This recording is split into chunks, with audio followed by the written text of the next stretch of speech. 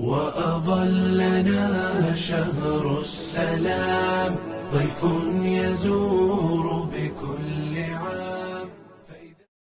شهر رمضان هو شهر القرآن، ففيه نزل القرآن، وكان جبريل يدارس الرسول صلى الله عليه وسلم القرآن كل ليلة من رمضان. وكان الزهري إذا دخل رمضان قال إنما هو شهر تلاوة القرآن وإطعام الطعام. وكان سفيان الثوري إذا دخل رمضان ترك جميع العبادات وأقبل على قراءة القرآن. وقال الإمام ابن رجب كان السلف يتلون القرآن في رمضان في الصلاة وغيرها. وكان قتادة رضي الله عنه يدرس القرآن في رمضان، وكان يختم في كل 3 ليالي، وفي العشر يختم كل ليلة. وكان الأسود بن يزيد يختم كل ليلتين. وكان السلف منهم من يختم كل 10، ومنهم من يختم كل 7، ومنهم من يختم كل 3 أو ليلتين. وكان للشافعي 60 ختمة، ختمة في الليل وختمة في النهار، وذلك فضل الله يؤتيه من يشاء. شهر رمضان الذي أنزل فيه القرآن هدى للناس وبينات من الهدى والفرقان.